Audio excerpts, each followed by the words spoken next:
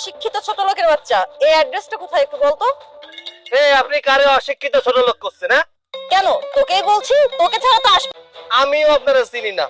প্রথম দেখায় আপনি আমারে তুই তুকারি করতেছেন, ছোট লোক অশিক্ষিত করে কথা করছেন। আচ্ছা, আমি শহরের সব থেকে নামি দামি কোম্পানির ম্যানেজার। আমার স্যালারি কত জানিস? মাসে 50,000 টাকা। তো 14 পুরুষ কখনো এতগুলো আপনার সাথে কথা কয়া, আমি অশিক্ষিত মানুষ, মূর্খ মানুষ, আপনার মতো শিক্ষিত মানুষের সাথে আমি কথা কইতে চাচ্ছি না। আর এই অ্যাড্রেস না কি করছেন? তো মনে হয় না। যে অবস্থা তোর, তুই কিভাবে ঠিকানা জানবি? আসলে তোর সাথে কথা বলে না আমার মাথাটাই খারাপ হয়ে গেছে। তোর সাথে কথা বলাটাই বেশি কথা কয়। আমার মতো মানুষে 50,000 টাকার ভয় দেখাচ্ছে। ফাজিল কোনেকার। কি হলো? এক হলো, তাই না? কত সময় ধরে আমি দাঁড়িয়ে আছি তুমি জানো? সেই তুমি আসার কথা বললে কখন আর আসলে এখন। এত সময় কি দাঁড়িয়ে থাকা যায় একা একা? আর বলো না, আশা কি এগুলো পরে? ওর সাথেই তর্ক করতে করতে আমার লেট হয়ে গেল। আচ্ছা ঠিক আছে, এসব কথা বাদ দাও। তুমি না বলেছিলে তোমার কোম্পানির অবস্থা, আমার স্যারের সাথে আমি কথা বলেছিলাম, তো আমাদের কোম্পানিতে একটা ভ্যাকেন্সি খালি আছে। তোমার যেহেতু জব নিয়ে প্রবলেম হচ্ছে, তাহলে ওই জবটা যদি আশা করা যায় তোমার কোনো সমস্যা হবে না। কি বলো? তাহলে তো আমার জন্য খুবই ভালো হয়। কবে যেতে হবে তুমি সেটা শুধু বলো। আচ্ছা, কাল তোমাকে নিয়ে আমি স্যারের কাছে যাই, যে স্যারের সাথে কথা বলে ডিটেলসে ফাইনাল করে ফেলি। দেন তারপরে স্যার বলে দিবে কবে থেকে জয়েন করতে হবে, তুমি জয়েন করে নিও। এখন কোথাও যে একটু খাবো, আমার প্রচন্ড ক্ষুধা লাগছে, আর অনেক দিনই তো হলো দুইজনে একসাথে বসে গল্পও করি না, আড্ডাও দিই না। ভালোই হবে, একসাথে খাওয়াটাও হবে, গল্প। স্যার, আমি একটা মেয়ের কথা বলেছিলাম না, আমাদের যে নতুন প্রজেক্ট, ওই প্রজেক্টের জন্য যে ভ্যাকেন্সিটা খালি আছে। বলছো এ তো গ্রামের অশিক্ষিত গেও ভূত একটা। এ আমাকে কি চাকরি দিবে? যোগ, তোমার কি মাথাটা তো ঠিক আছে নাকি মাথা পুরো খারাপ? অতি সাধারণ ক্ষুদ্র একজন মানুষ, আমার এই জায়গায় তার চাকরির কি দরকার আছে?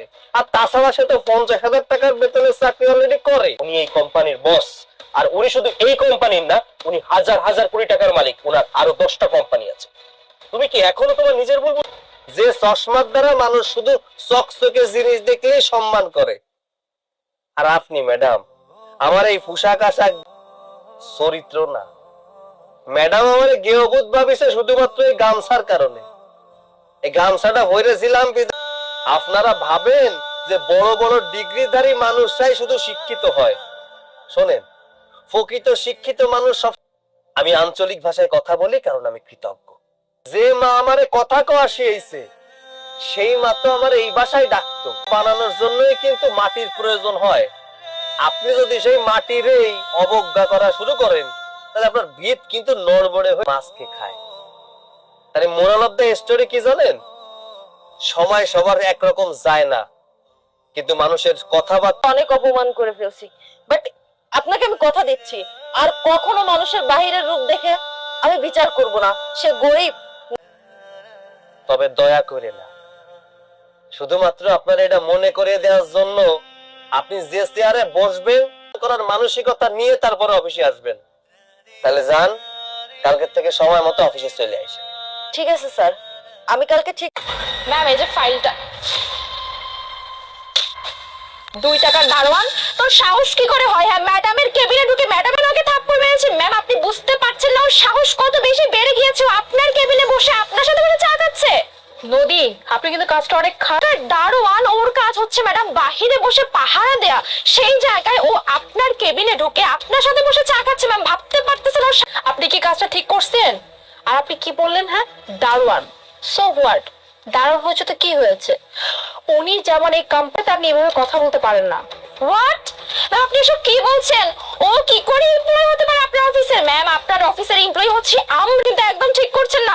আমি হচ্ছে আপনার অফিসের ম্যানেজার। আপনি আমার সাথে কি করে সামান্য 2 টাকার দারোয়ানের তুলনা দিতে পারেন? ম্যাম, অফকোর্স তুলনা করতে পারেন। ম্যানেজার হয়ে আপনি দারোয়ানকে ভাবে নিচু চোখে দেখতেছেন? হ্যাঁ, আবার কি বললেন? হ্যাঁ, ও পড়াশোনা করতে পারে না তাই হয়তো বা দারোয়ান। আপনি, আমার কোম্পানিতে প্রত্যেকটা এমপ্লয়ি আমার নজরে সেম। সো নেক্সট টাইম থেকে বুঝে শুনে কাজ করবেন, তা না হলে কিন্তু আপনার চাকরিটা আপনি হারাবেন। না করে আপনার অফিসে ম্যানেজারের কাজ করি না। আপনি এসব কি বলতেছেন? এই মানুষটা বিগত 5 বছর যাবত এই অফিসে জব করতেছে। এই 6 মাসে আমার এই কোম্পানি থেকে কত এমপ্লয়ি রিজাইন লেটার দিয়ে চলে গেছে। আর তার কারণটা কি? তার কারণটা কি, রিজাইন লেটার দেওয়ার সময় একটাই কারণ বলে গেছে, সেটা হচ্ছে আপনি, আপনার জন্য আমার কোম্পানিতে এত এত প্রবলেম। আর আপনি কিনা এখন কখনো কোনো খারাপ বিহেভ করি না ম্যাম, আমি যার সাথে যেরকম বিহেভ করা উচিত ওইরকমই বিহেভ করি। দেখো ম্যাডাম, ছোট মুখে একটা বড় কথা করে কিছু মনে করে দিতে পারি নাই, কিন্তু এইচএসসি পরীক্ষা পর্যন্ত দিতে পারছি। এরপরে টাকা পয়সার অভাবে আর পড়াশোনাটা চালাইতে পারি নাই।